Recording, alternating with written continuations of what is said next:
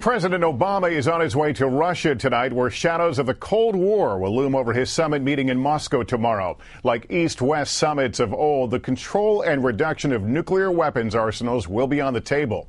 And then there's a question of just who's really in charge in Russia, President Medvedev or Prime Minister and former President Vladimir Putin.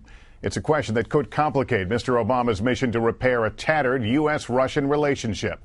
NBC Chief White House correspondent Chuck Todd sets the scene for us from Moscow tonight. Well, Lester, President Obama arrives here in Moscow tomorrow morning to begin his fourth major trip overseas. But unlike his previous European stops, there aren't going to be throngs of people in the streets to greet the president. In fact, there are no posters, banners, or flags denoting this visit by the American president, and the local media has barely made mention of the president's pending arrival. Since taking office, the Obama administration has sent not-so-subtle signals that it wants to reset America's relationship with its one-time Cold War enemy, Russia. Secretary of State Hillary Clinton with her Russian counterpart in March. I wanted to present you with a little gift. We want to reset our relationship. We worked hard to get the right Russian word. Do you think we got it? You get it wrong. I got it wrong. America's once good relationship with Russia has recently been lost in translation with the American public as well. Half the country, 49%, view Russia as an adversary. Just 29% see the country as an American ally. 7 years ago, it was quite different, with 52% of Americans viewing Russia as an ally. Any reset with Russia is complicated by the fact that it's unclear who President Obama's true counterpart is. On paper, Mr. Obama's equal is Russian President Medvedev. The two met face-to-face briefly in London in April. But it's generally accepted that former President and current Prime Minister Vladimir Putin is the real power.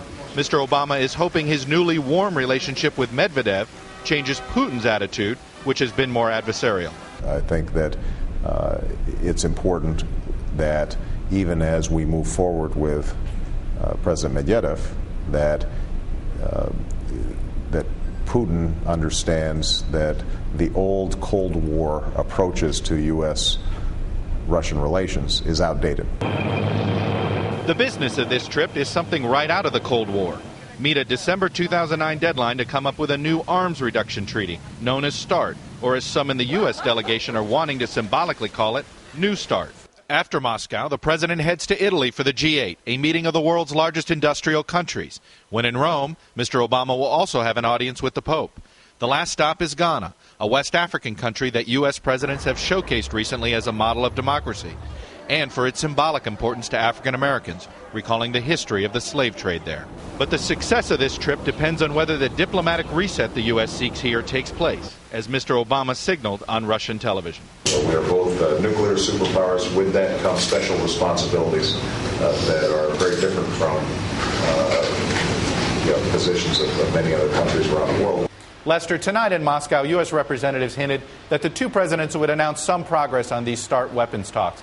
However, there is one sticking point. The Russians want missile defense as part of the negotiation. The U.S. believes it's a separate issue, and in fact, it's about protecting allies, including Russia, from a nuclear threat from Iran or North Korea. Lester? Chuck Todd awaiting the president's arrival in Moscow tonight.